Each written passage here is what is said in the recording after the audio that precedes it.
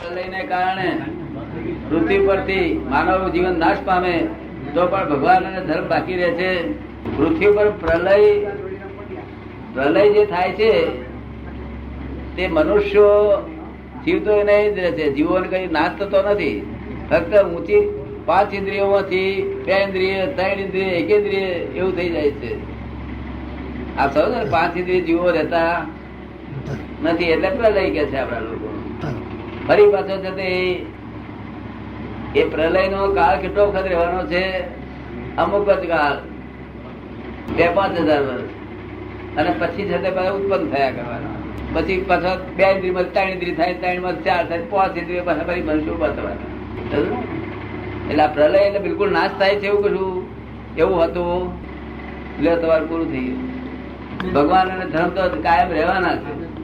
ઉત્તર થી આમ સમજો છું કે સ્વામી વિવેકાનંદ ની દિનચર્યા તેમના સ્વાસ્થ્ય નું ધ્યાન રાખી તેમના શિષ્યો નિયંત્રણમાં રાખવા જાગૃત રહ્યા હોત તો સ્વામીજી વધુ આયુષ ભોગવી વધુ માનવ સેવા શક્ય બન્યા હોત.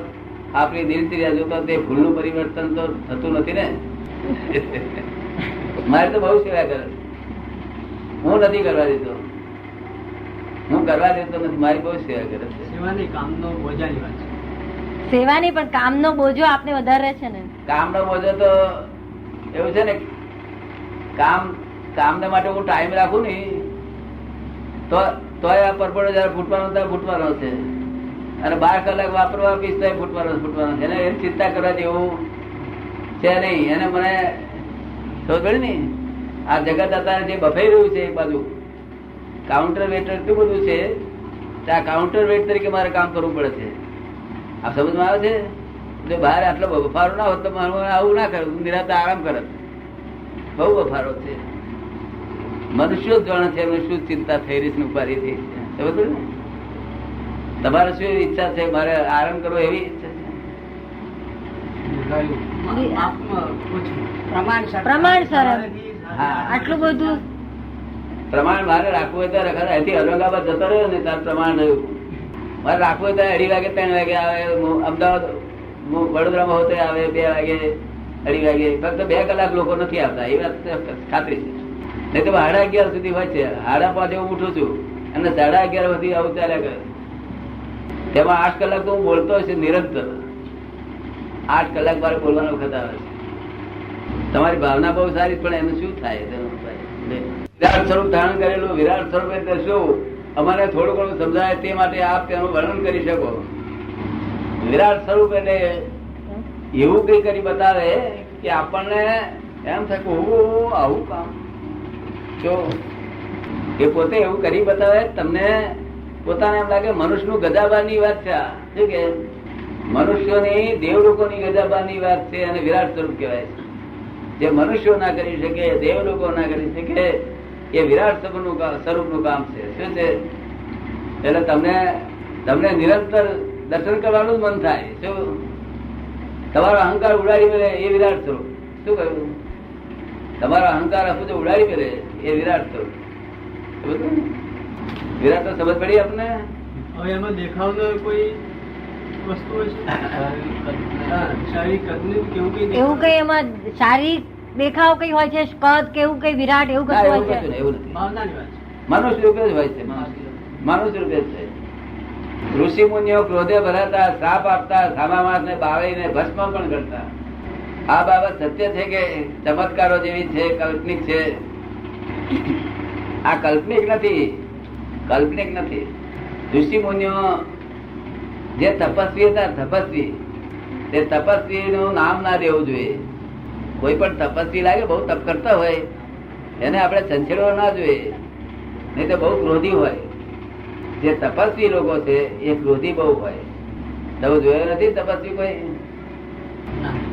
તપસ્વી બહુ ક્રોધી હોય અને જો જરાક નામ દો ને તો શ્રાપ હોવ આપી દે. હવે આજના તપસ્વી નો શ્રાપ તો આપણને અડે નહીં, કારણ કે આ ચંખણી નો શ્રાપ છે. કેવું છે? સાચા નથી, હૃદય થી સાચા જોઈએ. કેવા એ શ્રાપ આપણે શ્રાપ લાગ્યા વગર રહે નહીં. અત્યારે તો કઈ આ બુમા બુમ કરે તો શું ભળે નહીં, સમજવું ને? છતાં સંચેડશું નહીં, નકામાં સંચેડ શું કાઢવા? ઋષિ મુનિઓ માટે ક્રોધે ભરાવવું યોગ્ય છે? ના, તેઓ સત્ય સમજવાનો દાવો કરતા તો ક્રોધ જીત્યામાં પહેલા સત્ય દર્શન શક્ય છે. ક્રોધ જીતવા શું કે છે? જીત્યા પહેલા ક્રોધ જીત્યા પહેલા સત્ય દર્શન શક્ય છે એમ. ક્રોધ ને જ્યાં સુધી જીતે નહીં ત્યાં સુધી અંશે સત્ય દર્શન શક્ય છે. અંશે એટલે એમનો સર્વાંશે નહીં, પણ અમુક અંશ. એટલે એમનો દાવો અમુક અંશ નો હતો એમ, સર્વાંશ નહીં. એટલે આ ઋષિ મુનિઓ નો દાવો અમુક અંશ નો હતો, સર્વાંશ નહીં. ઋષિ મુનિઓ ખોટા નતા, બિલકુલ ખોટા નતા, એવું જ કહેવાય ને. જો પણ એમને જ્યાં જ્ઞાન હતું ત્યાં બહુ સુંદરતા હતી, જ્યાં તપ હતું ત્યાં ક્રોધી હતા. બાકી એ પરિગ્રહ નતા રાખતા બહુ. એક ગાય રાખે અને એક ઋષિ પત્ની રાખે, એક આ બે છોકરા હોય, એને છોકરા કરવાનો ધંધો નહીં, એનો કાકોરો નહીં. એ તો એક પુત્ર દાન આપે એટલું જ. અને આપડા તો કારખાનો કાઢ્યો છે. એ ઋષિ પુત્ર કારખાનો નથી કાઢ્યું. પેલી ભાઈ કે પુત્ર નું દાન મને આપો, પેલા આપે.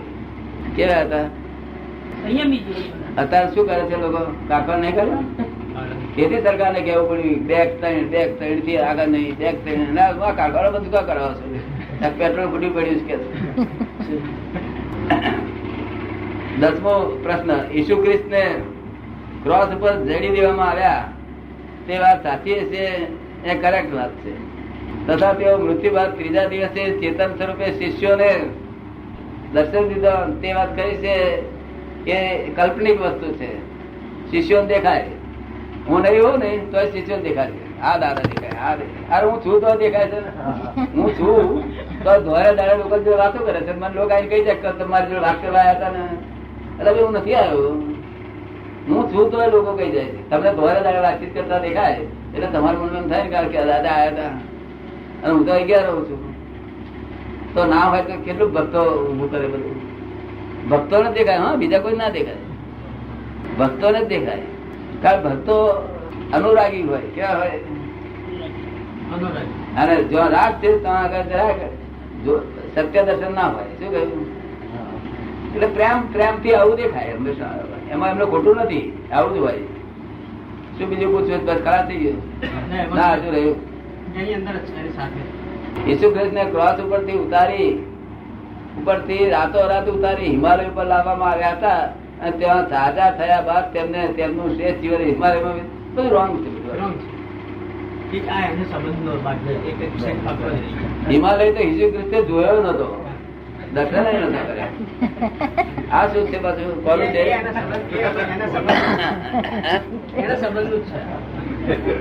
ભૂમધ્ય સમુદ્ર વિસ્તારમાં ભારતીય તથા ઇજિપ્શિયન સંસ્કૃતિનું મિલન થયું હતું તેવો ઇતિહાસનો એક મત છે.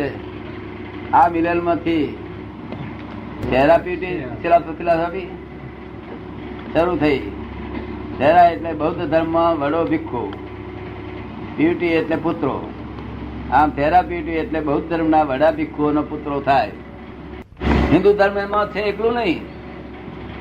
હિન્દુ ધર્મનું સ્થાપન જ આખા જગતનું ધર્મનું સ્થાપન આદિનાથ ભગવાન, જે ઋષભદેવ ભગવાન કે છે, એ ધર્મનું સ્થાપન આખા વર્લ્ડનું એમને નિમિત્તે થયેલું છે. તે એમની પાસેથી બધા દેશવાળા પ્રાપ્તિ કરી ગયા છે. બધા દેશના જે મોટા મોટા સંતો હતા તે તેવા ભેગા થઈ અને પ્રાપ્તિ કરી ગયા છે. એમને આદિમ તીર્થંકર આપણે કહેતા હતા, એ લોકો આદમ કે છે. શું કે છે? તે આદમ પાસેથી મુસ્લિમો અને ક્રિશ્ચિયન બંનેના ધર્મ ત્યાંથી શરૂઆત થયા, આદમ પાસે. આપ સમજો? અને આ બાજુ ચીનાઓને એને પણ આદમ પાસેથી પ્રાપ્ત થયું. સાન્ટો અને સિયાટો. હે? સાન્ટો અને સિયાટો શું એ ધર્મોના નામો છે જાપાનના. હા, એટલે બધા ધર્મો અહીંથી સ્થાપન થયું. ધર્મનું મુખ ઋષભદેવ કહેવાય છે. આખા ભગવાનના, આખા જગતના ધર્મનું મુખ કોણ? ત્યાં ઋષભદેવ ભગવાન. એટલે આ વાત ખરી છે, ખોટી નથી. બૌદ્ધ ધર્મ ભારતમાં ઉદ્ભવ્યો છતાં તે ભારતમાં કાયમ કેમ ન થઈ શક્યો? ચીનની પ્રજા આપણા કરતા શાણા ગણાય છે, તેવી શાણી પ્રજામાં તે ધર્મ ટક્યો તેવું કેમ બન્યું છે? બૌદ્ધ ધર્મ આત્મા, હિન્દુ ધર્મમાં અને જૈન ધર્મ એ જે આત્મા જાણ્યો છે એવો આત્મા બૌદ્ધ ધર્મ સ્વીકાર્યો નથી. જે આત્મા જૈન હોય અને વેદાંતે સ્વીકાર કરેલો છે, જે આત્મા, આ બંનેનો એક જ આત્મા છે. બંને એક મત છે આત્માની સંબંધમાં, અને એ મત થી જુદા પડે છે. બૌદ્ધ ધર્મ આત્માને શું માને છે? એ ક્ષણિક માને છે. એટલે હમણે આ જે ભાવ થયો એ ભાવ પૂરો થયો એટલે એ ગયો આત્મા, બીજો આ ઉત્પન્ન થયો, એવું ક્ષણિક આત્મા માને છે. જયારે આ કાયમ નો આત્મા માને છે. સનાતન. એટલે બૌદ્ધ ધર્મમાં એ જે માન્યતા છે ને, અને ખ્રિસ્તી ધર્મમાં એના કારણે આવી. ખ્રિસ્તી ધર્મમાં આત્માનું પછી પુનર્જન્મ નથી. ખ્રિસ્તી ધર્મમાં જે માન્યતા આવી છે કે પુનર્જન્મ નથી, તે આ બૌદ્ધ ધર્મની માન્યતાને અનુલગતી છે. હે? ખ્રિસ્તી ધર્મમાં પણ એવું છે ને કે પુનર્જન્મને માનતા નથી એ લોકો. તે આ બૌદ્ધ ધર્મની માન્યતાને અનુલગતી છે. ના, એવું બૌદ્ધ ધર્મ તો બહુ ઊંચો છે. પુનર્જન્મ જ્યાં સુધી સમજાય નહીં ત્યાં સુધી અધ્યાત્મમાં આગળ કઈ વધ્યા જ નથી.